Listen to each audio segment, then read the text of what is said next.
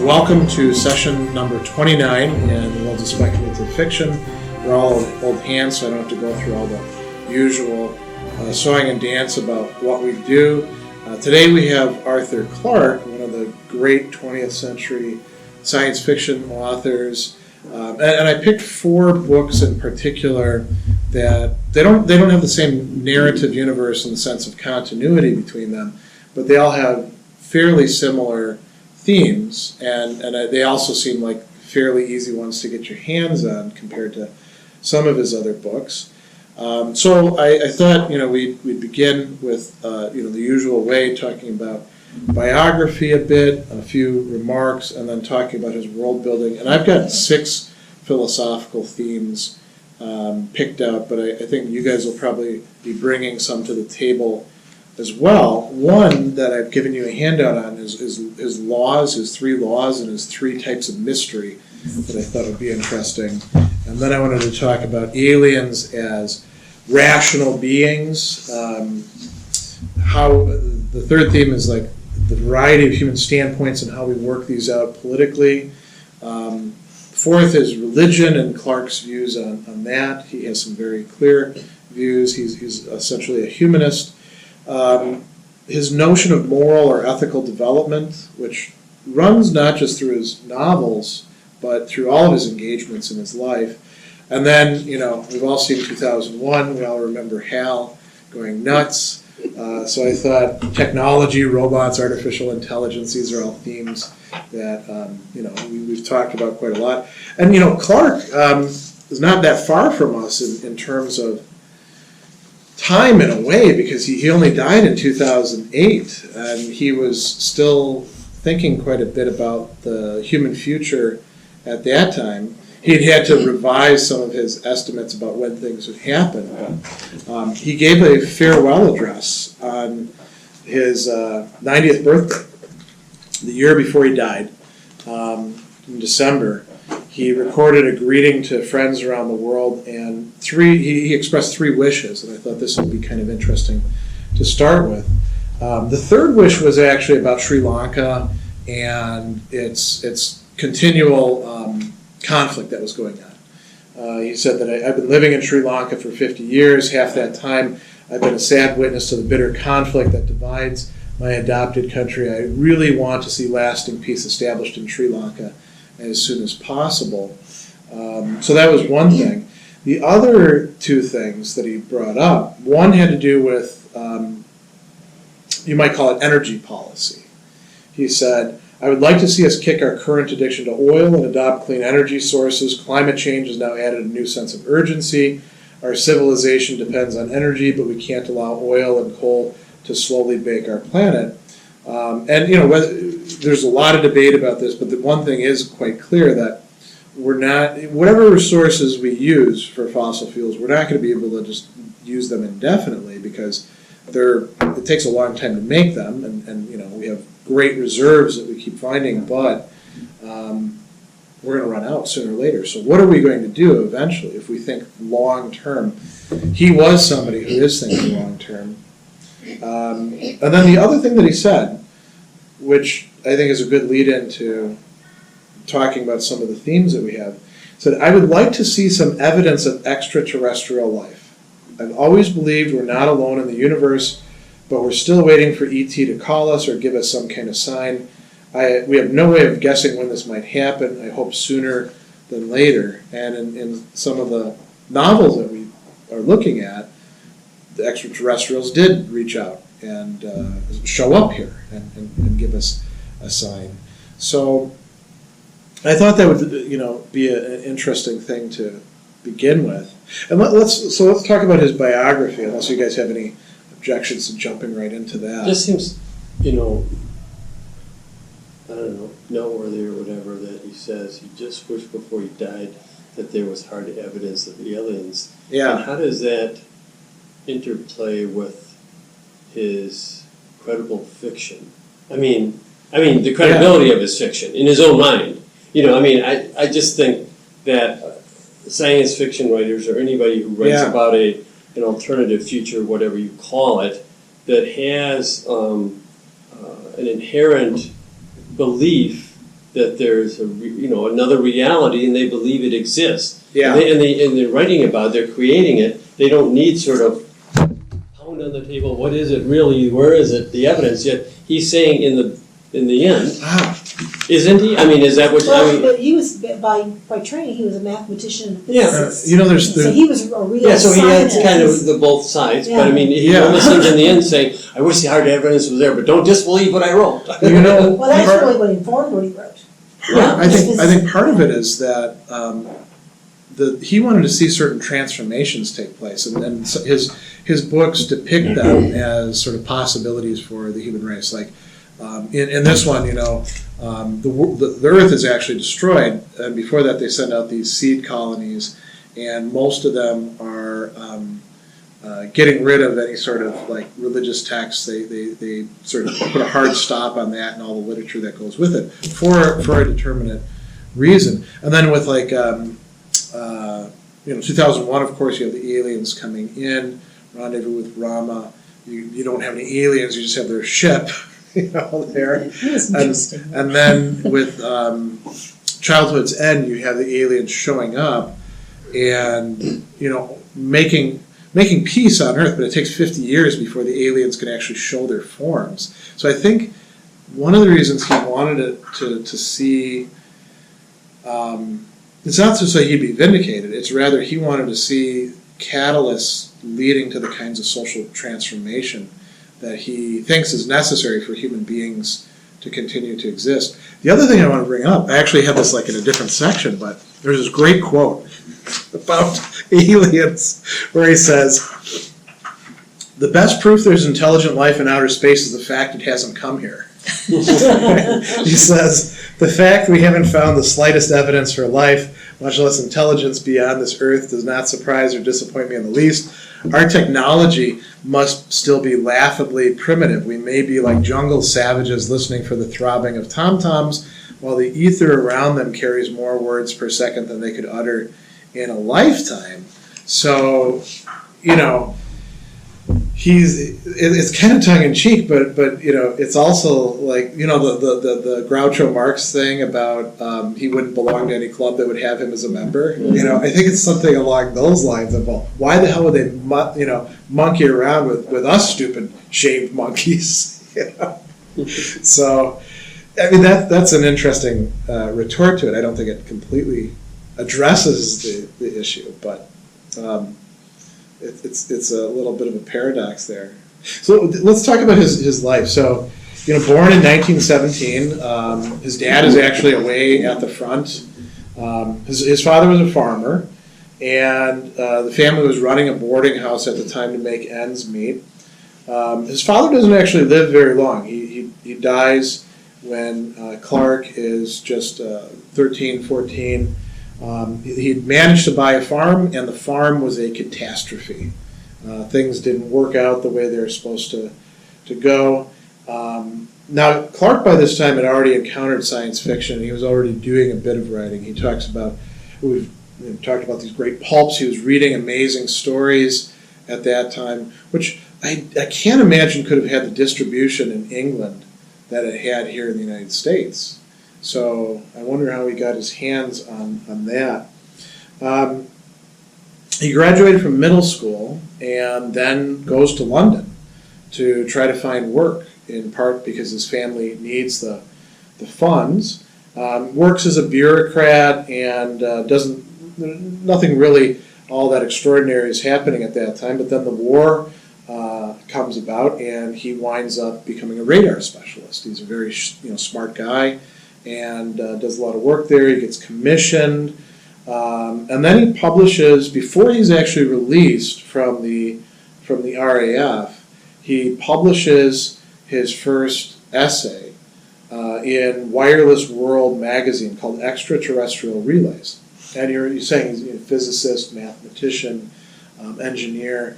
This was about the idea, something that we take for granted now, of satellites that remain in orbit and stay at the same place. And he was suggesting that you could have a communication network. This is in 1945. He's suggesting you could have geosynchronous satellites as a communication network. Now, some of this was probably, you know, floating around at the time, but he's one of the people who puts these ideas together.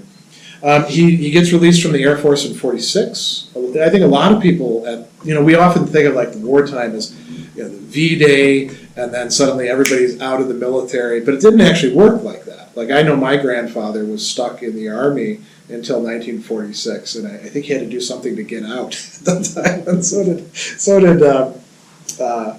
Clarke. He had to wait. Then he receives a fellowship to King's College and starts going there. He is elected president of the British Interplanetary Society, and one of his first science fiction stories is published in Astounding. Graduates extraordinarily quickly. He must have plowed through the courses, with great speed. He graduates with honors in math and physics, and then he writes the Sentinel. And why is the Sentinel important? Does anybody know offhand the backstory of that one? That's the one that Kubrick wants to adapt later on. That's what becomes 2001. Yeah. So he's writing this piece, and you can see that it takes a long time to actually get these things to work out. A little bit later, you notice that he meets and marries this Marilyn Mayfield. That marriage did not work out, and he said he wasn't suited for marriage, but in point of fact, he was actually gay, or, in his view, somewhere along the spectrum. He talks about, I think he may have been getting this from some of the sexologists at the time, this notion that there's like heterosexual female, heterosexual male, and then sort of bisexuality in between. And he thought that just about everybody is on it. In this book, actually, in the distant future, anybody who's 100% heterosexual winds up being viewed as potentially mentally unbalanced. So, no flexibility. Yeah, and there you go. Well, and having an almost weird obsession. And now the spectrum is really bigger than that. I know. Well, this is a little bit of a digression, but you don't have a spectrum. Now it's like how many different planes are we operating in? And my kids will inform me about new orientations, genders, sexes that they hear about. Not in their school, because they're not teaching anything remotely like that, but from their classmates and from popular culture. So that Clarke would probably be, really interested in what's going on at present in terms of. Well, that was the first thing. One of the things that attracted me to Clarke when I was young was not the sexuality, but the grounding in science. Oh. That what he was writing, it seemed he was projecting from what he knew about math and science to what it could be, and he was using real life science to project possible futures, and that was one of the things that drew me to him when I was young. That was something I was going to bring up in the world building. One of the things sci-fi authors have to do is have possible things be actual in their universe that have some sort of scientific basis, right? So, if you think about faster than light, space travel, that's an important one if you want to have a big universe out there that you can get to different things. And usually, when they're really bad science fiction authors, they just make something up, right? You flip the switch and the faster than light drive works, and if it doesn't work, well, maybe you got to fix the coils or some nonsense like that, right? And then the pretty good ones will try to come up with some sort of seemingly rational explanation, but every time you pick at it, it winds up being just made up stuff and nonsense. But at least they go like 2-3 levels in. Clarke is really unusual in that he is trying to do as much as he can to make it as realistic as possible. There's actually a story, and I think it may be by Philip Dick, where there's these time travelers, and they go back in time to a sci-fi convention because that's right. the sci-fi authors were being viewed as precogs, as people who had precognition. Yeah, exactly. And so there's a story, and I forget exactly, maybe it might be Theodore Sturgeon, writes a story in which there's some technological advance that the people in the future need. So they go back in their time thing to kidnap him and get the story out of him. Turns out, unfortunately, he's drunk, can't give them a coherent answer. and they never actually realize that he was just making stuff up. But yeah, Clarke is, the faster than light drive the things that he describes in here, they're pretty speculative. But all the other stuff is as connected as it possibly could be to the science of his time, and he stays on top of every scientific development that he can track. So that's a good point. And you notice, like in here, he wins prizes. Typical sort of author prizes: the Hugo Award, the Nebula Award. He becomes a sci-fi Grand Master, but he also wins the Marconi Award, and that's for communication, and I forget exactly what the rest of the description was, but it had to do with his notion of using satellites. He's invited to be one of the people with Walter Cronkite narrating what's going on with the moon launch. That's kind of big stuff there. He testifies before Congress about the remember the Star Wars or SDI initiative. He was against that. So he's brought in, and he's not just a sci-fi author. He's a reputable scientist. Well, he wrote some nonfiction. Yes, and I didn't put any of the nonfiction in here. In the field of physics and math, he wrote nonfiction too. Some of the awards that he wins in there too are for that popularization work. And I'll say something here too about popularizing. We often talk as if reaching a popular audience is something pretty easy to do. You just got to take the really complicated concepts there and then explain them for ordinary people, and anybody can do that sort of thing. So there's a big drive right now to have like public science. It's really hard to do. Very few people who can work up at that level can successfully talk to an average person on the street and make themselves understood in any way whatsoever. And that doesn't just apply to science, that applies to history. A lot of great historians just cannot explain their topic adequately to the average Joe. Philosophy, big problem. I don't want to get too much on the soapbox about this, but many of my peers who teach just cannot reach their students because they can't bridge that gap. But he was really good at that. And it probably takes some sort of like maybe innate talent, but it probably also takes a lot of like thinking, well, will this example work? Or if I'm saying this, how could this be misunderstood? And that's really hard to do when you know your topic, because you're too close to it. You can't tell what somebody else would misunderstand about it, So there's one of the awards in there, it's a UNESCO thing. Where is that? 1961, the Polio Prize. Yeah, so that is specifically for popularizing science. UNESCO is all about culture and science. By the way, World Philosophy Day, coming up in November. It's a UNESCO thing. Every year. They don't do a great job in publicizing it, unfortunately. But we'll be doing something here in Milwaukee about that. Do you know if he, from 48 on, had a day job where he was a practicing mathematician or in physics or working in industry or academia or something, other than his writing? Well, he as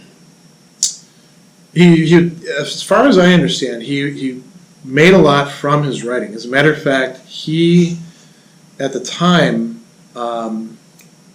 he was unusual in that he was awarded a 3-book contract when nobody in science fiction was getting advances for 3 books in a row. So I think he could do that, but he did take on things here and there.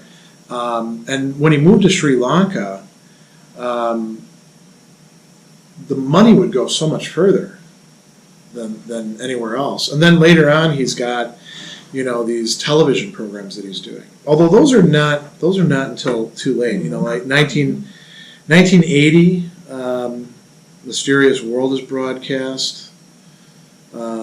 He would have had a lot of residuals from 2001 as well. But what is he doing from 48 to well, and even, his degrees or his majors in 48, he was still thinking, I presume he wasn't taking a major in literature or a minor in literature, so he was thinking, I'm a math and physics guy. He did a lot of work. I know, but as a hobby, when does a hobby become good enough that it has the income that you want? And now he says, I don't need the day job, I got a new day job, I'm a writer. Well, it's just curiosity. He's already publishing in 48. That's his first novel, and he sold quite well. When you read them, when I was rereading these, I was like, you'd read it and you'd be like, wow, I'm done with that. You could read through his books pretty quickly. It's kind of surprising he didn't write much more. And this is all of his novels and collections of short stories that we have there. So, does he talk about, other than displaying economics, why he moved to Sri Lanka? Oh, well, part of that had to do with his sexual orientation. Laws against homosexuality in Britain at that time were pretty draconian. Sure, right. They were here too, but it was a British colony. I would have thought they would have mirrored. No, British law. It was much more. It's a Muslim nation, wasn't it, at the time? Or? It's kind of mixed. There's Hindus and Buddhists there, Okay. And that's part of what the conflict was about. You could get. I'll put it this way: you could get away with a lot more in British colonies than you could in Britain itself. Well, if you're wealthy and you live in an enclave culture. It's Yeah. a different culture. Yeah. Then he had a long-term business partner, friend, lover, who he winds up being buried next to. I almost said married next to. It wasn't possible, but buried next to long after he had died. When Clarke dies, he's buried there in Sri Lanka. But he, I think it's not just about that. He knew that Sri Lanka is sort of in some respects, a gateway to these ancient civilizations. It's a great location. He also loved doing scuba diving, and so he would do that. He organized dives with people until one of the other things that happens in here, he contracted polio, which was still, really a scourge at that time, and it screwed up his lungs somewhat. He didn't have any of those sort of. It's funny, by 62 we had polio vaccines already, but he didn't get it. Yeah. Well, and when he was diagnosed with post-polio syndrome, at first they thought it was something else. What was it? I think I'm blanking on. There was an initial diagnosis, and then they diagnosed it as that. And he was confined to a wheelchair. It screwed up his lungs. He ends up dying later on of respiratory failure, and it was. But that's decades after that. He was also nominated for the Nobel Peace Prize at one time. Really? Yeah. What was the rationale there? For a sci-fi author, that seems unusual. Well, because was it literature or was it science? A Peace Prize. No, but Nobel Peace Prize, you have to have a major worldwide impact. Maybe for trying to bring cultures to. You said something about he was. Well, that's a about Pulitzer. peace. This is a About bringing peace. Yeah. Together. He was politically active. Well, you said he almost got it, so he was. No, he didn't get it. He was nominated. But Well, and then who knows? Criteria changes. Nominations. We need 4 people. Who are you going to get? I don't know. Well, I think they probably. I don't know how the prize things works, but I imagine they probably get way more nominations than. Well, I think it's got to go through a committee. There's a sifting and winnowing process. Yeah. Well, he was involved with the International Space Society, and he testified against the Star Wars system and that kind of thing. So he was active in terms of not militarizing space. Yeah. That was one of the things he was a real champion for. He was a advocate of sort of intercultural understanding. So, I think it makes sense. He's knighted eventually. He goes. The British have a couple different orders. He gets a few of them. I don't pretend to understand how all that stuff works myself. It's a little far from my field, but he's very involved over the course of his life with recent developments and in the sciences. Dies just in 2008. 10 years ago. So we've got somebody who's almost a contemporary with us that we're looking at. Let's jump into the world building thing. So, we're talking a little bit about how he is, in some respects, a realist as opposed to a fantasist when it comes to all the different developments that go into the technology. He wanted to make it as close to the science that we have. He goes further in trying to explain the scientific principles, and he's taking, you could say that his world has its roots in the world that you and I live in. It's just extrapolated, maybe sometimes 1,000 years into the future, or like 2001. We're already way past that, right? He's got a few that are later than that in the series, but it is the world that we know. And it's just been sort of built out narratively from there. So he's projecting human development out further, and he makes up people who come up with important ideas the way that people like Asimov do, or Heinlein. You've got to have some names associated with that. But one of the things that's really striking, and I want to see what you guys who've read this think about this, is are there any characters in his books that really stuck with you, where you were like, wow, that was really a full character arc. They were fully developed. You couldn't have the story without them. They were irreplaceable. I read these things too long ago, except for the Rama thing. I just read Rendezvous with Rama not that long ago, but otherwise the other ones are just so long ago, it's hard to... But a memorable character you'd probably remember months later. Well, in Childhood's End, the character that begins as a child Okay. and ends up, he grows through the whole The story. boy, yeah. The boy. Yeah, the I can't last remember his guy. name, but Me either. And I just read it I was gonna say last Childhood's month. End too, but that was a while ago, but Yeah. it ends up being the last. I mean, I think in Childhood's End, if you were going to pick two characters that were the most central, it'd be the alien and the United Nations Secretary General guy, right? Wouldn't they be the most important? But in a certain way, they're But they kind weren't of, as fully developed. well, yeah, they're kind of replaceable. It's not like he gives them short shrift. No. He tells you what you need to know about the characters, and they have real lives. They love each other. They hate each other. They have rivalries. Some of them die. But he doesn't spend a lot on character development. And critics have noted this. One said, that they were kind of anemic. Some have been a bit more generous with that.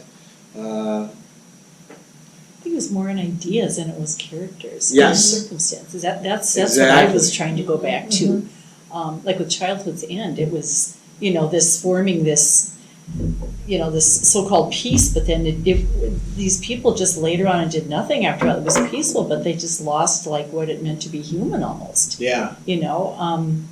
And Well, then there's the development of humanity leaving what we know as the human. and then sucking up all these people. So Yeah. so there's more like ideas, and even in the one I just read more recently in Rendezvous with Rama, that too. I mean that ship, like you said, just being there, Yeah. existing, and no one knows why. They know it's there. They it's some kind of contact, but there is no contact. It's just a presence. Yeah. And then the second time it comes back, then they have there's some robotic kind of interactions, but then it ends up with these characters that stay, and it's almost going to create a new Eden sort of thing. They were going to start a whole new culture on this ship because there was nothing there. So you I think you're right. It's the plot is not driven by characters, it's driven by problems and ideas. And I think in a way that's probably harder to pull off as a writer. Characters, we can all relate to them, right? And we relate to these characters, but we don't get sucked into them. We're like, well, I wonder what happened to him after this. Well, the only thing had really characters was like 2001 with Dave and Hal, This, Yeah. But even with the 2001, most of the series are generations long. Yes. So one character. Well, 2001. Yeah. I mean, 2001. millennia. Yeah. Childhood's End is several generations. Yeah. Rama is several generations. Yeah. So the storyline goes beyond a single character you can develop. Yeah. And, I'll say this too. He does have sort of a knack for making you feel the genuine humanity of the characters. Like in the end of Songs of Distant Earth, right? There's this guy, and he's on the ship that's got to keep on going, and on this sea world, Thalasha, he's left a child behind with this woman who he had an affair with, and he realizes that by the time that he gets to the place, and they're able to establish transmissions, his son will have, because he's going into stasis, suspended animation. His son will have lived and died, and he'll never have known his son. And it's just a few lines, but Clarke is able to convey all that pathos involved in that, and that's all he needs to do. He doesn't dwell on it, have the guy think to himself, how might I get out of this situation, or anything like that. And then he just goes on with the rest of the story. So I think that's kind of unusual for any kind of author. I guess, the only people that we could think of who do stuff like that, maybe historians, right? Well, but that goes back to the idea, it's about ideas, not about the characters so much. The idea of you go into stasis, when you wake up, an entire generation has been born and died. Yeah. Well, the thing with the Rama, the Rendezvous with Rama, I just, again, I'm trying to recall all this because I've read like 6 books since then. But they were after the first encounter, because nothing was done, they were just there. Yeah. And it just threw chaos onto the earth, because they didn't know how to deal with this. This thing was there. It didn't communicate. It was just there. So all their ideas of religion and all the stuff just like went away, because, and then there were this whole, the economy collapsed, and it took another like 15 years, another generation to come back from that, to come back stronger. Then the ship reappeared again, and again did nothing. And then there were a couple of, but then of course they were going to attack and try to blow it out of the thing. It's like a rival. But it was just the presence of it, the idea of it, shot the whole world. And it was called something, it was like the Great Chaos sort of thing, and it just shot the whole, this. I mean, that goes back to that issue that you were talking about at the very start. Why do you want to have aliens showing up? Because whether it's aliens or whether it's their artifacts, like a giant, ship that you don't know what the hell it's for and what you're It supposed throws to your do whole with belief it. system off, because you don't know, everything you believed in is now not there, so that just shoots everything off. I suppose. Every belief system that says that we are the only thing is gone. Yeah. Every belief system that says there are no aliens is gone. It's kind of a Ian Banks's book. The culture series stuff? Yeah, the one with, now I'm forgetting the concept, it's not a black swan event, but it's the civilization-wide version where you encounter something that's completely outside. So that's like the obelisk. The outside context problem. Yeah, that but was subtle, Banks wasn't is sort of so writing Yeah. the higher tech version of it, I think. He's probably responding to Clarke. Yeah, I mean, some religions can adapt to that sort of thing. It's funny because he'll have like the Latter-day Saints still around and doing things. He's not endorsing them in any way, but they're like sending out their own colony ships and things like that in Songs of Distant Earth. So you get the idea that some belief systems would have enough permeability, but it takes some real dancing around to make it work, Well, let's talk about the mysteries thing, because this does, in the laws, this ties in with us a bit. So there's these 3 laws, and we actually talked at the very beginning of this series, 2.5 years back, about the third law. But the first law is really quite good. When a distinguished but elderly scientist states something is possible, he's almost certainly right. When he states something is impossible, he's very probably wrong. We tend to be more conservative about what we think could possibly be the case. And there's actually a philosophical precedent for this. Gottfried Wilhelm Leibniz, who Clarke knows about, one of the things that he would often say is people are typically right in what they affirm to be the case and typically wrong in what they deny to be the case. And he was talking about philosophers and what could be possible and what couldn't be possible. They rule things out too easily. And why do we do this? Well, because it simplifies things for us, right? And then, of course, distinguished but elderly scientists, Clarke also thought that you can't really do any productive work after 50 years old as a scientist, that you should be put out to pasture, The second law is... Can I just interrupt Yeah. for a second? I mean, he's, what would he have said if he used the words probable and improbable rather than possible and impossible? See, I tend to think when you say something is possible, it doesn't have to be a distinguished elderly scientist. Yeah. I mean, almost like, isn't anything possible? I mean, Yeah. so that's easy, I think, for a lot of people to say, well, of course, but when you say something's impossible, Yeah. you are sort of coming from on high as if Challenges. I really got the world by a handle. Yeah. Well, if you're talking about religion, maybe the religions that survive something like that are the ones who look to the possible instead of the ones who declare the impossible. The Yeah, I ones mean, who narrow things. something is declared as impossible. It's like, with sort of what we could call categorical necessity, only when you've got a whole apparatus of things that you already believe. So, in different scientific paradigms in the past, people would say, well, this can't happen, or this can't happen. If you use the word instead of possible, Yeah. probable. Oh, I want to follow up on that. And I So guess to let's say see how something we is read that. improbable, then you might add a disclaimer as far as we know today. As far as we I mean, Well, it leaves opportunity. which is a big disclaimer, Yeah. but that's the reality when you're. So do you mean when somebody says something is probable, he's almost certainly right, when he says something is improbable? No, I'm saying the second sentence maybe you can't fit with improbable. When somebody says something is... To say something is improbable, he's most certainly wrong. Okay. I'm saying improbable You is can't an equate the two. important different level than saying it's impossible. Yeah. But I think it also is just like we forget to say as far as we know today. Oh, yeah. We almost He says always very imply that. probably Yeah, right yeah. there in the sentence. Well, impossible carries the weight of it's never Yeah. going to happen.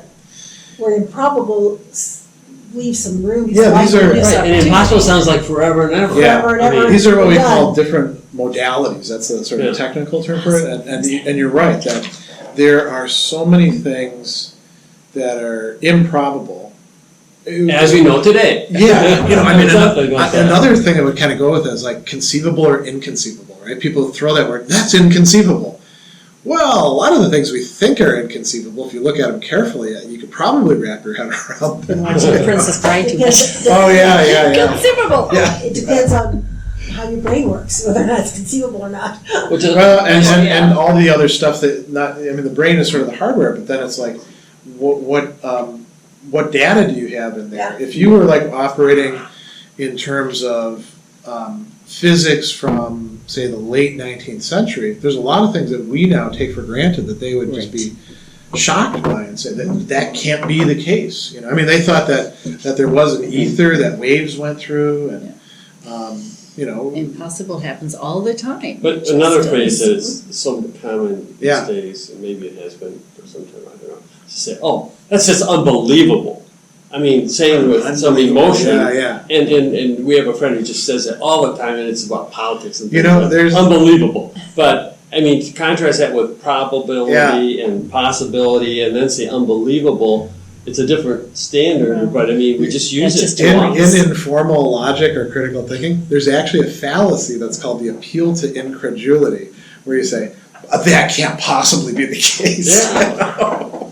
And it's just sort of sheer weight of assertion, that's supposed to rule that. Well, you do see that, especially in politics. Yeah. You do see that, and it's that assertion.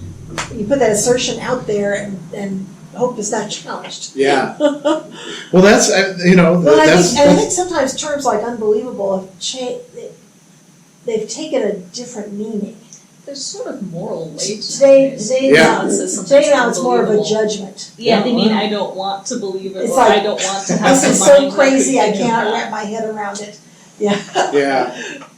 Not that they mean it's not believable, they don't believe it. But it implies, It implies. with my current body of knowledge and who I am, Yeah. I believe, not that I Sometimes know, it's just a or phrase. that's impossible or whatever. I mean, it's just sort of, maybe Yeah. it's a more honest way of Just a saying phrase. something, I don't know. Well, and that's right, and one of the things that is distinctive about the scientific approach, when it is genuinely scientific, when it doesn't turn into its own kind of like faith system, is that things should be open to challenge, right? And you should have as many eyes looking at it from as many different perspectives as possible, and ideally you want to try to replicate things. Although we've seen that we're in the middle of what they call replicability crisis when it comes to the social sciences, right? All these great experiments turn out not to be reproducible, or let's be very careful. It's not that they aren't reproducible; they just haven't been reproduced successfully. Right? So, Need more funding. No success. The quintessential fluke. well, some of them you probably, given the standards of like informed consent and change, some of them you couldn't do ethically and get funding for, which means you have to let some other country do them, like, where they have looser standards. That sort of But thing. let's just talk a little bit about this, Yeah. correlation of what we think about as religion or belief in yeah. spirituality Okay. and the faith element. Yeah. That we're accepting something that we don't have hard knowledge for. Yeah. We haven't got evidence of the aliens. I wish I had some before I died. Yeah. Clarke's thing. And then and how does that fit with science fiction, which the audience and the writers Yeah. are always asked to extrapolate, to sort of think beyond, to believe, to make believe, Yeah. as if it's almost like accepted on faith. You don't have the hard evidence, but we are extending our imagination, because it's the failure of imagination today that's maybe causing a lot of our problems. I would say two things about that. One is that Clarke himself actually, and there's another quote that I picked out. He thought that politicians should be reading science fiction. He says, one of the biggest roles of science fiction is to prepare people to accept the future without pain and to encourage a flexibility of mind. Now, he's talking about his kind of science fiction, right? But he says politicians should read science fiction, not westerns and detective stories, because he thinks that science. So this is, science fiction could actually have like a role in changing behaviors. The other thing I was going to say is, so if you think about like religious faith, and then think about the willing suspension of disbelief that has to occur with fiction, one of the big differences is, until fairly recently, you don't have too many people that are like, making decisions and running their lives on the basis of what happens in a sci-fi novel. Whereas with religion, people, they make huge decisions, they structure their life. But think about Star Wars and the fact that you've got like this whole bunch of, people who identify with it and think that, somehow they're living like Jedis, and nobody really knows what any of this stuff means because it's so underdeveloped, But there is like now a Jedi religion made up essentially out there, but people claim to practice it and they run their lives according to it, unless they're hypocrites. Well, that's a need for identity.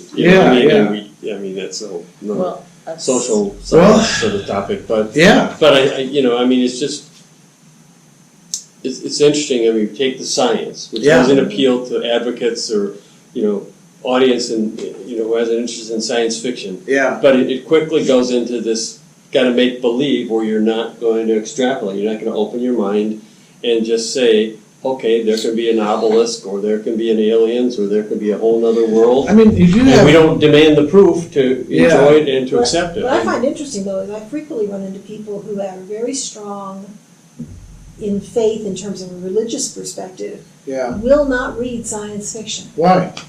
because it's fake. It doesn't fit in their It's not worldview. real. It doesn't fit in their worldview. Because it's not real, it doesn't fit. That's and- interesting. And it makes their life more complicated to think other ways. Because they prefer a simple approach to life. That's why Rama showed up and shot everything off It's because. Yeah. expanding, it's, Yeah. reading something, and I know some people won't even read fiction. Hmm. But they have but they have a very strong. And also Tiny that- mind. What is it that They watch religion, TV. Yeah. what is it that Only religion news. fulfills in a person? Say that again? What is it that News. religion, organized religion fulfills in a Oh, person? well, you know, It's Clarke identity, but it's like an insurance policy. thought there were a couple different answers to that, and he distinguished between different sorts of religion. One of which the distinction comes up in this book, and he talks about an alpha religion, an alpha gods, and omega gods, and the idea was that the alpha gods are like the traditional. Think about Greek polytheistic gods, or like Jehovah in the Bible, or the way a lot of people think of it, and it's fundamentally based at an emotional level. It gives people the sort of things you're talking about, sense of not just identity for themselves, but being part of a community, being part of a tradition, all those sorts of things. And it can. The problem is, he says, well, there's too damn many of these gods, and they all say different things, and so what the hell are you going to do, right? And then over time too, when those gods have or their practitioners or believers have staked out positions on things like, the earth is flat, well, it turns out it's round, you're kind of screwed, right? Now the Omega religion that he talks about, this is sort of like it's essentially a humanism, There is a humanistic approach to religion out there that, looks at the cosmos as being something that should inspire us with awe, and human nature should. And then you can even argue there must have been some original creator using these kind of metaphysical arguments, but then God becomes something more like an explanatory principle. Another way of articulating this, Blaise Pascal made the distinction between the God. He was talking about Christianity, of course. He talked about the God of the philosophers, so that'd be the Omega God, and the God of Abraham, Isaac, and Jacob, the God of Revelation, the God who intervenes in history and all that sort of stuff. And in this, in this one, so this is happening a couple millennia in the future. The alpha religions have all died out. As a matter of fact, when they sent off these colonies, they made a deliberate choice not to send any religious literature along. And that also meant getting rid of other literature that refers to religion, like, say, Shakespeare. So they expunged all that and then sent these people. They didn't actually send the people out, they sent the embryos out to these planets. And then eventually didn't even send that, they just sent genetic profiles and then reconstituted people there. But they still have in Clarke's view, they still have a need for something like a divine, but it's not remotely like the divine of the religions that we're used to, if that makes any sense.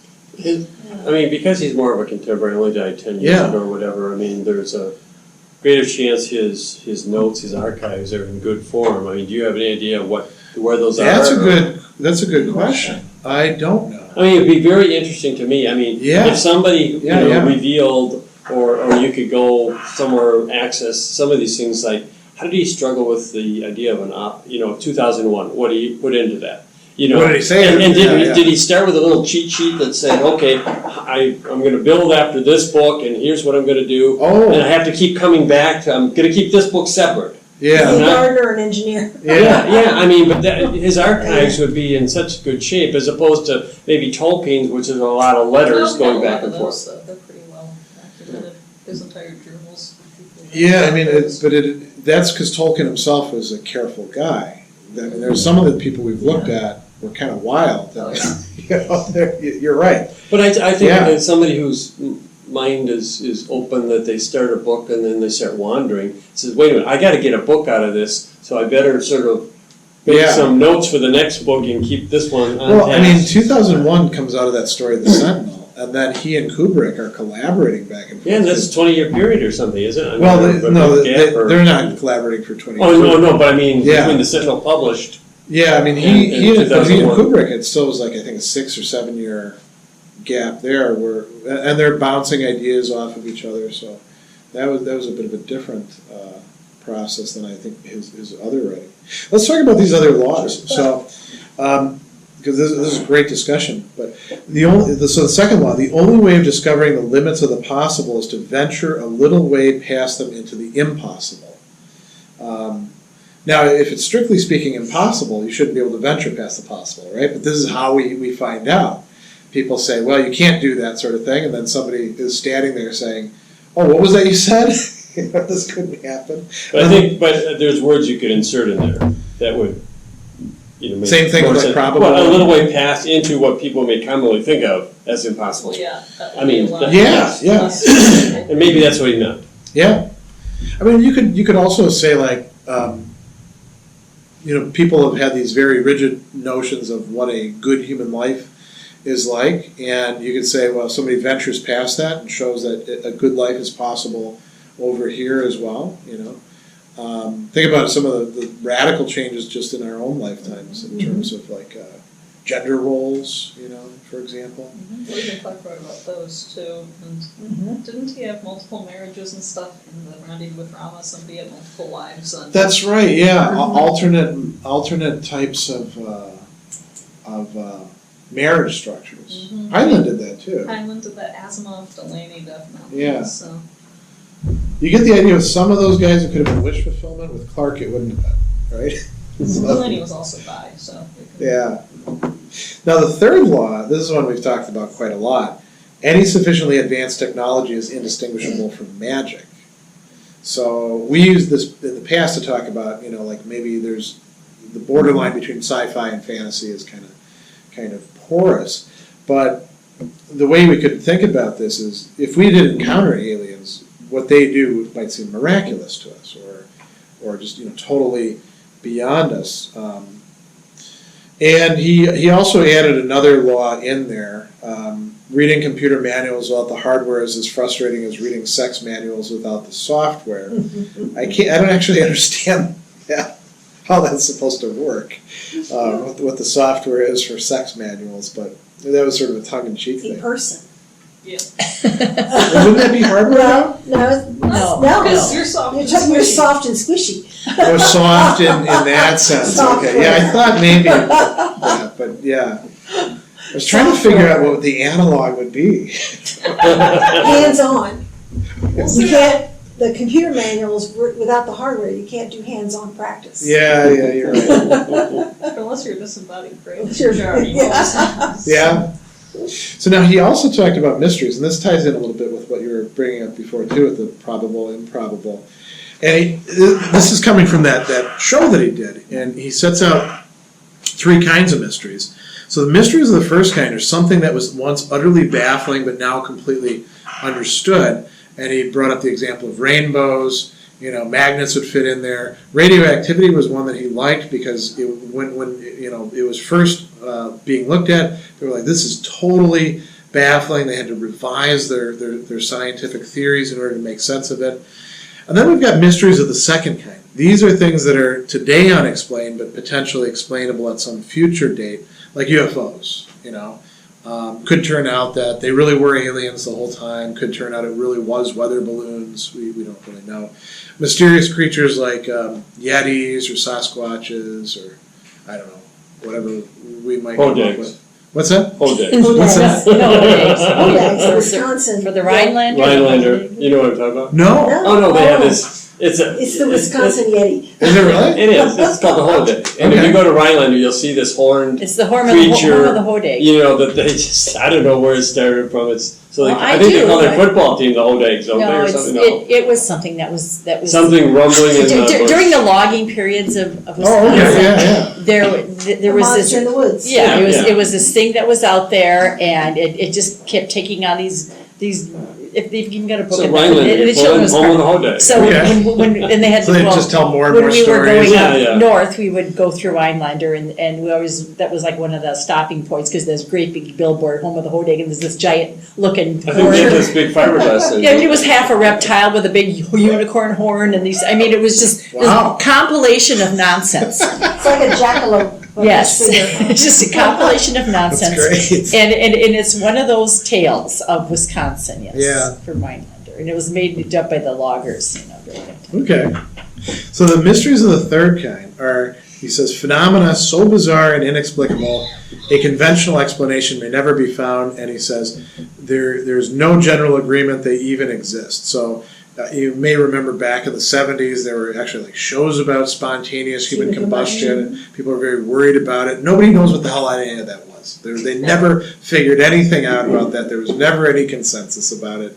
Poltergeists, the ghosts exist. We don't know. We're probably never going to know one way or the other. And then he had this other thing, mysteries of the zeroth kind. And he says the only mystery being how anyone was stupid enough to believe them in the first place. So the Bermuda Triangle was one. Pyramid power, I don't know if you guys know what that was. It was kind of a thing Yes. back in the It's early... back. Oh, it is? Really? Really? It's back. Well, that's great. I mean, people would have a little pyramid, and you could put your stuff in there, and it was supposed to be transmuted and transformed. And if you lived inside a pyramid, it would fix your body and stuff. So Clarke really didn't have any. He didn't like that sort of stuff at all. There's a pyramid off of Highway 94 Oh. here in Chicago. Really? Didn't it Oh. burn down, the No. Pyramid House in Chicago? It's still there. Okay. It's still there. Because But there's a guy who built a pyramid. He's living in a pyramid. Oh, more power to him, I guess. It's fairly fire. big. It's Isn't it like plated with It's large. bronze It's or huge. something? I Yeah. mean, it's- Really? Yeah. I suppose if you're going to build a pyramid, you It may has as an well Egyptian statue out make front it, near the highway. do it upright, But that was built around that time, I think. Back in the 20s, 30s? No, the Oh, pyramid power days. 70s? 70s, yeah. Okay. Late 70s. Well, it was popular way back before that, too. Like Chesterton writes about some of those sort of things. Well, just to put a little kink in here, there was a program that was out a few years ago, and it was called Fringe, and I remember it was Oh, yeah. Oh, you mean the show? the show. Yeah. But that was based on, when you said spontaneous combustion, that was based, it was fiction, but it was based on scientific stuff that was going on at the time to Yeah. prove a lot of these things. And some of this stuff was actually Very in the fringe, works. yeah. And that's why they called it, there was a fringe element. And, Right, yeah. like this could happen under these circumstances sort of thing. So again, this might be in that realm of possible that we haven't hit yet with his not quite understanding about whether or not you can actually blow up or Yeah. whatever. Well, I remember there was a lot of concern about it. Like, I remember my grandma in particular being, worried that any one of us could burn up because nobody knew it was Well, causing. according to Fringe, there was a way, but I don't remember all. I only watched the first season of that. And then Oh, well, I like anything that's crazy, so Yeah. I was, I was. Is that the all one, the into- warehouse in the Bronx or somewhere? No, it No, Warehouse wasn't. 13 was something else, but. Oh yeah, I remember that one too. That was a sci-fi show. Yeah. Remember? Well, let's talk about aliens since we're bringing up all this stuff. So Clarke has aliens, right? And if you think about how he depicts them, they are the ones that we encounter at least, or fail to encounter in Rendezvous to Rama. They're way beyond us. So there's this notion of technology as being sort of indistinguishable from magic, but they're trying to bring us into something. So we've got in 2001 we've got this monolith, and there's great discussion of the ape guy who has no idea what this is, but it starts giving him ideas, flooding his mind with images, and it sort of kickstarts human development. And there's this idea that Clarke is playing around with that we have to be brought up to their level. So we're not fully rational yet, or we haven't fully developed our full capacities. And it's interesting with Childhood's End. I was just thinking Charles is Yeah, I mean, the aliens are way the hell beyond us, but they've reached their end point. They're never going to develop any further and become part of this super mind that the human beings are. But it's a really, as I was rereading it, it's that those last bits of it are really melancholy and quite sad when you think about what would it be like to be the last human beings, not just in the sense of like a massive catastrophe happening, you see these zombie shows. In terms of right? evolution. Yeah, knowing that your children, it's not like there's an intergenerational gap and they can't relate to you like children have trouble relating to their parents and they're, like correcting them and saying, we use words to mean this. They're almost like a different species. Mm-hmm. What would it be like to lose your kids to that sort Go of thing? extinct. I mean, you're basically just Basically extinct. extinct. Yeah, But I thought with Childhood Zen, the more poignant piece was the aliens who know they can never reach that goal. oh yeah, They play the role of nursemaids Yeah. and incubator people. They operate the incubator for yeah, the races that can make the leap, but they can never do it themselves. yeah, They can watch all these other races, species from other planets make that leap, and they know they will never get there. yeah. I mean, for me personally, I don't think I would want to be part of some sort of overmind like that. So I think I'd rather be one of those aliens. But yeah, they're in contact with it all the time and they're serving it for millennia. Species after species after species. So this is a very, melancholy book by the end of it. Rendezvous with Rama, I mean, I guess you could say it's a whole different emotion, like surprise and then, curiosity, bewilderment. What the hell is this thing supposed to be, And maybe Just- we can make something of it ourselves. Just sitting there. Yeah, well, and fear, that's one thing. The aliens do provoke fear when they do show up on the part of human beings. So there's this, and that's interesting. There's this need to try to keep things managed and secret. In Childhood Zen, it's the UN and the aliens that are managing everything. They're keeping it secret, right? In 2001, the governments don't want to reveal right away exactly what they've uncovered because it could lead to mass panic. Yeah. And mass panic in the same way, because it blows people's belief systems right out of the water. Yeah. So that's actually a good lead into the discussion about religion that we already had quite a bit of. But Clarke said, it may be that our role on this planet is not to worship God, but to create Him. The greatest tragedy in mankind's entire history may be the hijacking of morality by religion. The rash assertion God made man in His own image is ticking like a time bomb at the foundations of many faiths. And as the hierarchy of the universe is disclosed to us, we may have to recognize this chilling truth. If there are any gods whose chief concern is man, they cannot be very important gods. So that there'd be higher gods and then gods that would be concerned with us. Clarke is a humanist. He thinks that, there are some useful elements in religion, but they're mostly things that could be stripped out of it, and then you could have that in a purified form, then leave all the traditional, faith stuff behind. Yeah. The baggage. Yeah, exactly. So that's how he sees Well, when you it. mentioned Songs of Distant Earth, when you talk about they get out, further out, and they still create religions, in a way. Yeah. Well, you could say there's a sense of There's a sense of right? religion, But there's yeah. there's no worshiping this fetish or something. Well, it reminded me of William James. Oh, yeah, the the varieties of religious The experience. Varieties of Religious Experience. In 1901 and 1902, he was lecturing at Edinburgh. Yeah, And it's the Gifford lectures. it's the Gifford Lectures. And he began the lectures by saying he wanted to answer the question of, is there a God? Yeah. Does man need God? And he ended the lectures by saying, man needs something bigger than himself. Yeah.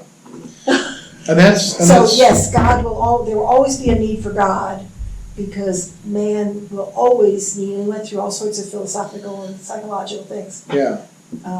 the man will, his view was man will always need something bigger than himself to look to. Keep himself in mind. No, not so much, it's just to not think you're the only thing. Maybe. Well, yeah, and Clarke has this other thing where he's talking about aliens, and he says, I don't know how he put it, he says, two possibilities exist. Either we're alone in the universe or we're not. Both are equally terrifying.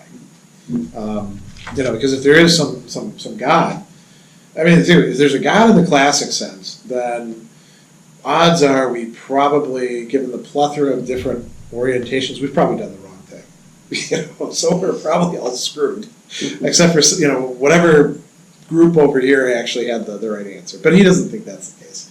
Or maybe there's super powerful aliens, in which case how do we relate to them? What do we make of that? Or it's just us and the cosmos. And then where do we take our bearings from? And so the humanist response to this is, well, we sort of try to realize what's best in human nature and gradually strip away all the crap, all the stuff that's been holding us back. But you can reach sort of evolutionary dead ends doing that, where you don't have any greater challenges left, and you just kind of stagnate, and then people crave some sort of excitement. Well, then you get backlash. Yeah. From those who don't want to let go of the simple belief systems. Yeah. Let's talk about this notion of moral or ethical development then. He really does value this. And he says, as our own species is in the process of proving one cannot have superior science and inferior morals, the combination is unstable and self-destroying. That unless we, and there's a lot of other people who've said this, including some religious people. You see quite a lot of perspectives saying we've got this massive increase in technology and the resources that it affords us, and we haven't changed who we are as human beings to become better human beings, and so it becomes quite terrifying.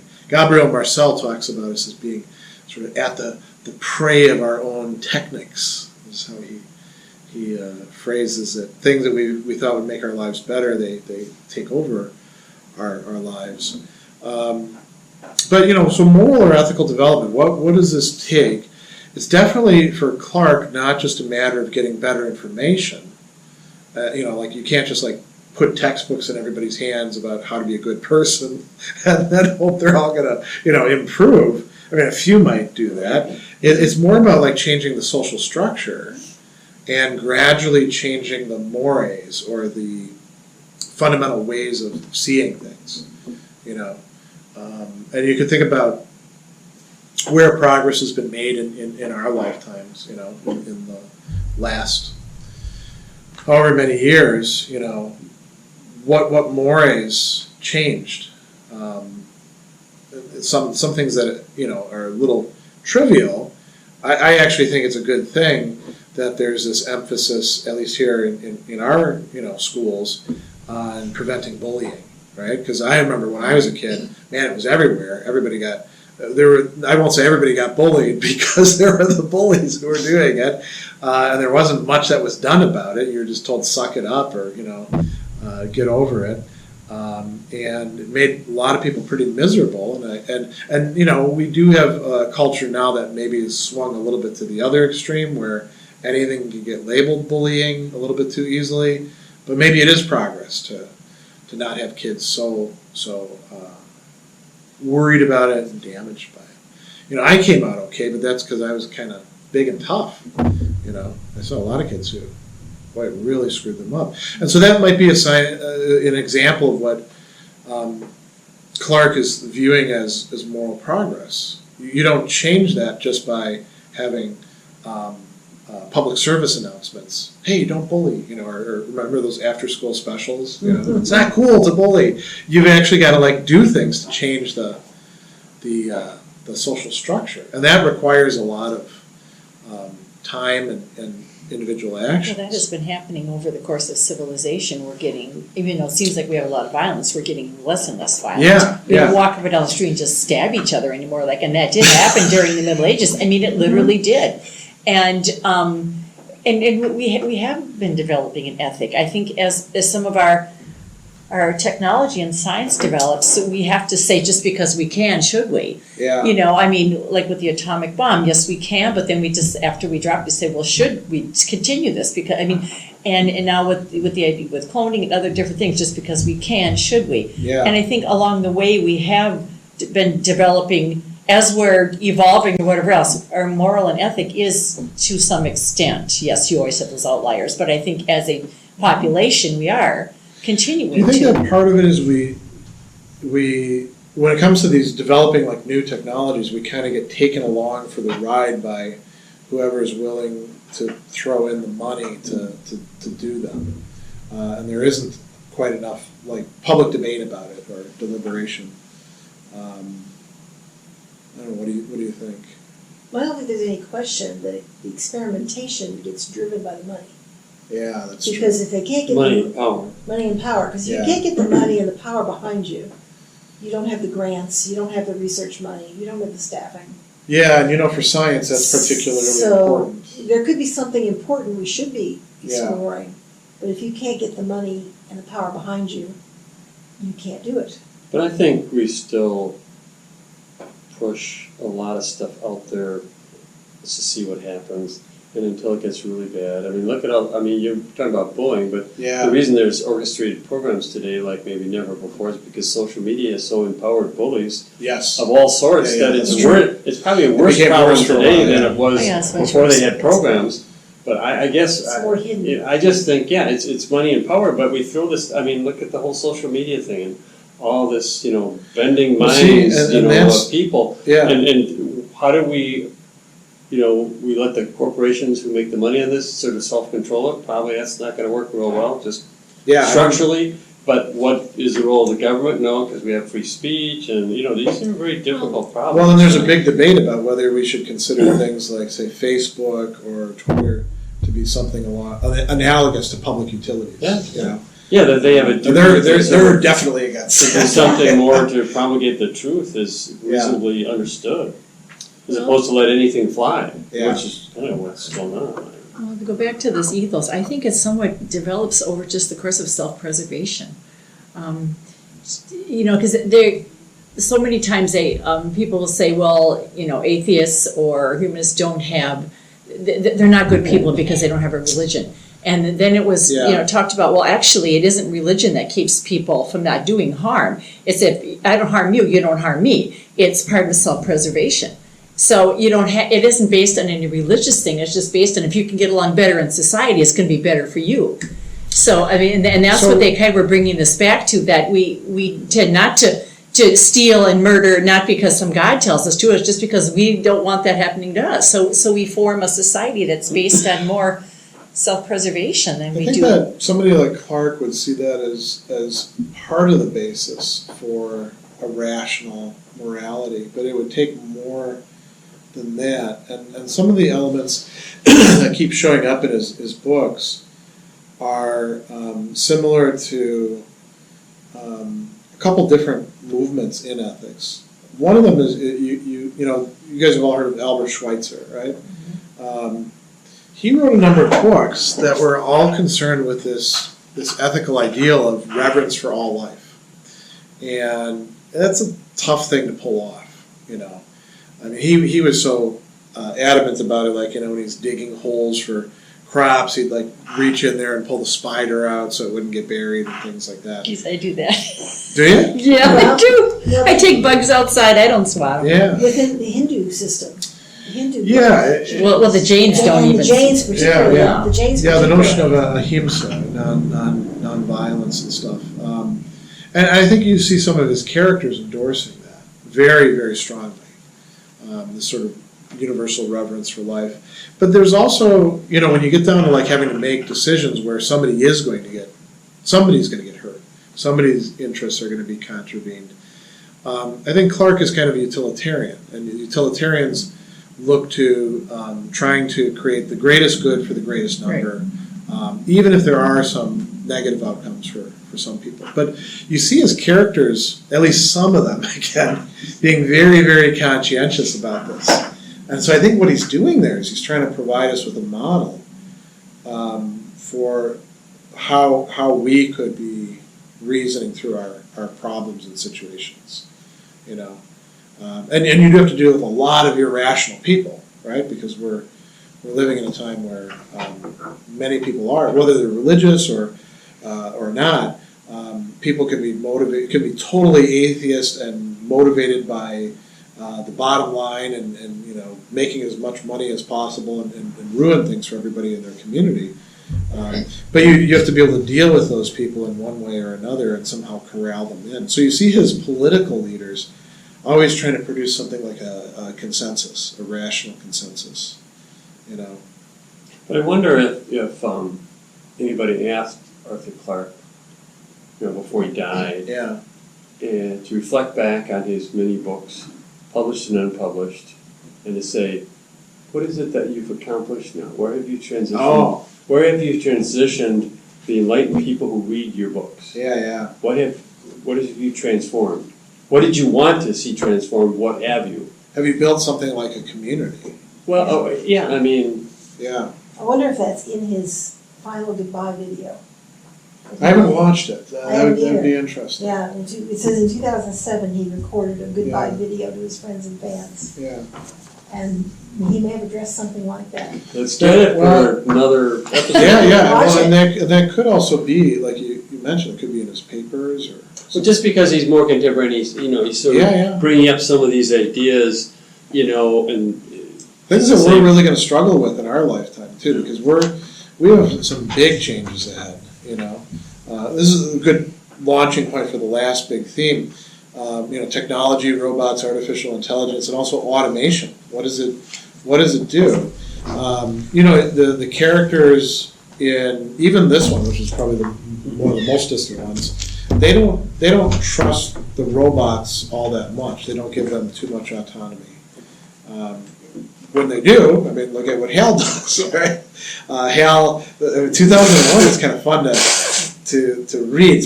I found it way more fun to read than to watch the movie. I don't know if you guys are fans of the movie or not. Well, yeah, I like the movie, but... Kubrick made the movie pretty, I don't know what the word I'm looking for is. Experimental. Yeah. Visual images, leaving. He wasn't overly verbal. I mean, intentionally, he wanted to stimulate the It left a lot to imagination of the imagination, audience. that is true, yeah. Yeah. Because we did the movie, not the book. Existential. Yeah. And that's the way he did it. So you didn't get any explanation watching 2001. It was impressions. That's what you almost have to think of a really good director like him as being a co-author. I mean, he's really Well, that's what he's taken some core idea and he's made it his own. Yeah. Even though Arthur Clarke I obviously was imagine you there. would get a lot more from the book because, like you said, the movie was just. So when you're reading Hal and you're seeing like the process and the guy talking about his suspicions of Hal as it's going on, and this sort of cat and mouse game that they start playing with each other, you realize that, you know, Clarke was pretty optimistic about technology for the most part, but he also is attuned to the notion that if we create AIs, they could go off kilter just as much as human beings can. So that's a... I see the bigger threat of automation or those types of things as just sort of cutting mankind's job takeover. No. Just basic meaning of life and purpose, which we revolve in America and maybe now the world around work. Yeah. You know, that work is a primarily validation of the individual and their worth. Yeah. And you take away all need for work, or a lot of it anyhow, and now all of a sudden like, well, what is my meaning and purpose? What am I contributing? You know, I mean, do I need to have children? Do I need to have these other things? I just need the momentary thrill of whatever I'm going to get with my monthly check. You see that in Asimov in the later robot books, Utopia and Caliban. And whether it's really that where the robots have taken over all the work. Yeah. Right. All the challenges. So I don't see. Challenges Right. So I don't see the threat of automation and robots and artificial intelligence as a big evil threat Skynet that or they've something. gone Yeah. bad. It's just Yeah. they've invalidated the meaning and purpose of people's existence, and when that is taken away, well then, where do they get into? Because Yeah. there's no guiding principle anymore. That is a big problem that is like looming on the horizon, and our current sort of political apparatus is totally unequipped to talk about, because their answer on both Democrat and Republican side to pretty much all of our problems, we're going to create more jobs. Yeah. You know? Well, how the hell is that going to happen? Well, because that gets votes. Yeah. That's a soundbite. Yeah, but not, It's a soundbite. But what the problem is It's not true. because it's not just that it's false, it's that having that discourse takes up the space where we could be like thinking out what the hell are we going to do? Takes How are we away going to keep these oxygen, people from like, Yeah. just like burning everything down? Well, you talk about robots and artificial intelligence, when you're talking about, if we can do it, should we? Yeah. You run into, okay, we developed the artificial intelligence, we developed the robots, we have to program them, Yes. we have to tell them what to do.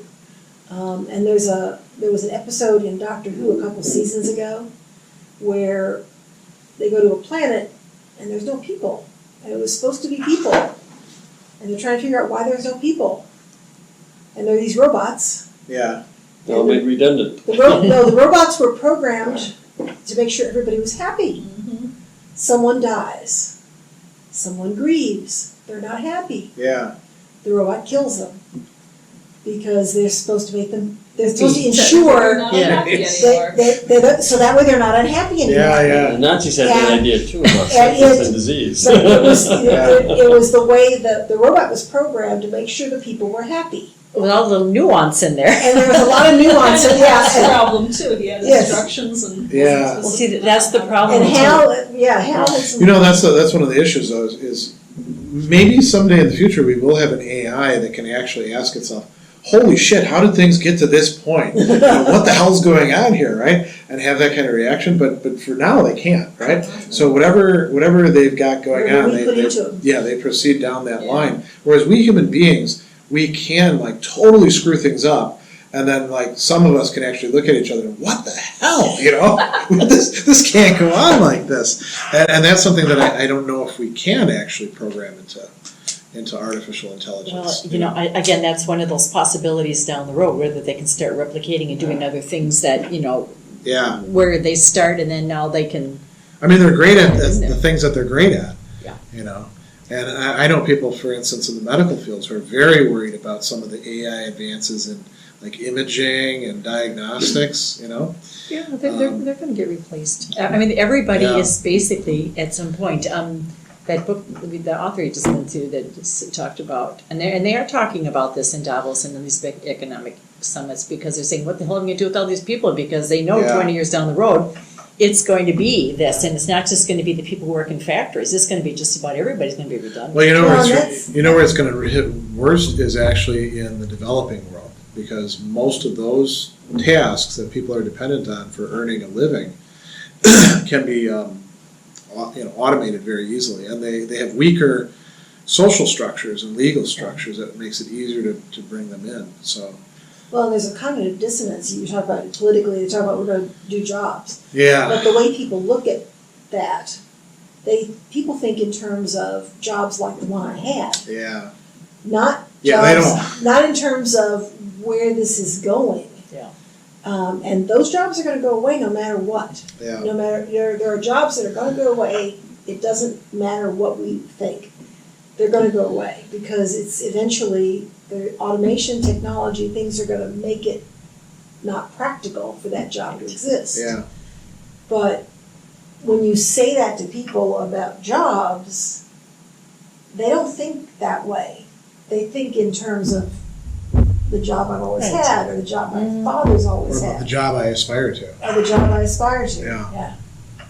Yeah. And even a lot of It's more the education. income that I aspire Well, to. even a lot of job. education is going to get them out of this hole. I mean, That's true. because Education is a proxy for jobs, because even they're all even like, doctors and other Yeah. things are going to, even these high-end jobs, they will eventually be It will replaced. be Yeah. replaced. And I mean, this is what these two fellows were talking about with this book on the jobless economy. And And they were kind of saying too, like, what are we gonna do with all these people, because you have to do something, and they said it might go back to almost like a maker's system, where you're just, or like artisans and bartering and all that kind of. That's like almost like the best case scenario. Yeah, that's the best case scenario, where you're not just hitting each other over the head for your resources. Yeah. But, Or for fun, because you got nothing else to do, right? But I mean, they thought that it might almost revert to something like that, which is just mind-boggling, that we get to such a technological state that we go back to almost the Middle Age type of making and bartering in artisan. I mean, another alternative is, and it's a tough sell, I think, and I say this as an educator, continuing education. I mean, there's a lot of people who, if they didn't have to work for a living, and let's say we had this technological post-scarcity society, they would just study things all day long. But that's not most people, I don't think. And the question is, how do you get people? Like, there's probably some who never would be interested in that, and they'd much rather just bang on vending machines or do whatever, right? And then there's the sit on social media. Yeah, and then there's the core of people who would love to get an education, and sometimes they can't do it. Now, then there's, I think, a big spectrum in between where they could be steered that way. And the key question that I think most educators are probably not able to answer is, how do you get them? How do you move that group into valuing education? Because just saying, oh, education is a good thing, that doesn't change anybody's views, or, and you don't have the possibility of holding out jobs in front of them. Oh, if you do some job retraining and get some education, you'll have a job waiting for you. We don't have that as an option. So it's a really... It's a different world between climate change and lack of jobs. It is a real different world that we're heading into in the next couple of decades. It's going to be very different. And we're not doing, you were talking about, we're not doing anything of this work as this view of work being important. Yeah. And we're not doing anything to change how people think about work, because people get identities from their jobs and their careers. Well, they get self-worth and all kinds of things from it. Yeah, you can say there's been, if we think about like the whole culture is like one big, sort of city, right? There's been changes in this borough over here and this borough over here, and but there's nothing connecting them yet. We don't have institutions that are like saying, well, what are we going to do with people? How are we going to not train them for new jobs, but train them for new leisure? But in the meantime, I hear the chant about build the wall, build the wall. I use it as a metaphor to saying we're in over our heads. We feel insecure and threatened, whether it's we focus on the people of color or whatever. But it's this whole idea is I'm no longer prepared for today, let alone the future. I mean, they're not saying that, but it's a mental wall. They can feel it, but they don't know where it's coming from. And they're pulling this back to just say, I'm owed something, however they feel that way, but part of what they're owed, they're never going to get. But that doesn't mean they don't. They can feel changes coming, they don't know how to deal with it. They don't know how to deal with it, and it scares people. It's very much. They can't identify it, they don't know how to cope with it, and they know it's coming. Well, it's respected that it's a zero-sum game. Right. That if you gain, I lose. Right. Yeah, that's true. If a group of people gains in the economy, then that must mean it's coming from me. And a lot of the resentment is no longer at the if stage. It's because you gained, I've lost. Yeah. So it's that perception. But it also goes back, I think, that when people they don't want to learn because learning means you're insecure. Oh, you have to admit that you don't know. They put in, they got to be age 18 or 20 or whatever, and I learned enough. I got enough.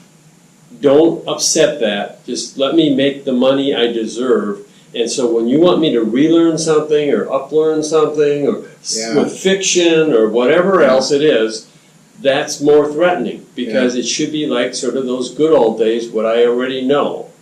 Work for my dad, work for my mom, should work for me, but it's not. So I'm going to build a wall, and I'm going to say no more. I just want people to self-justify my entitlement that I'm probably never going to get. And it's happening. You can't do anything about it. You're just going to keep moving forward. There's no going back.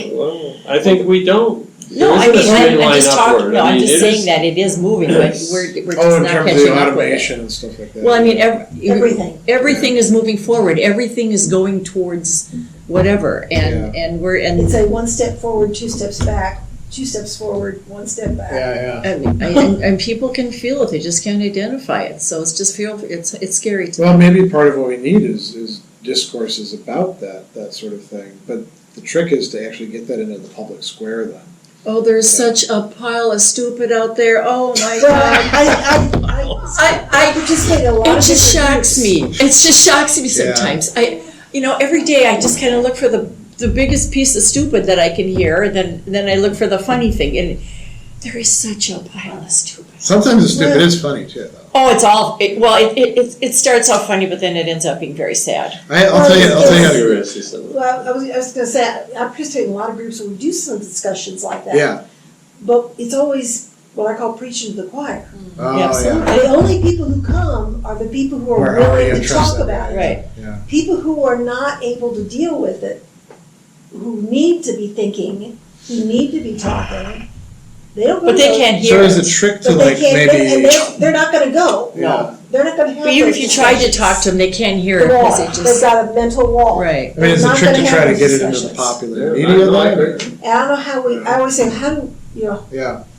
we're not, we're willing to talk about it, we're willing to think Well, even about it. people who read science How do we fiction are a reach little more people? open to begin with because you're open to that realm of possibility that this is even You're willing to that, suspend. right. So your mind is a little more open than somebody who's reading whatever Yeah. or Yeah. not reading at all. Yeah, the conservative backlash was feeling That's true, yeah. too. Well, let's close on that because I know they're going to kick us out of here. There's a janitor out there an hour ago.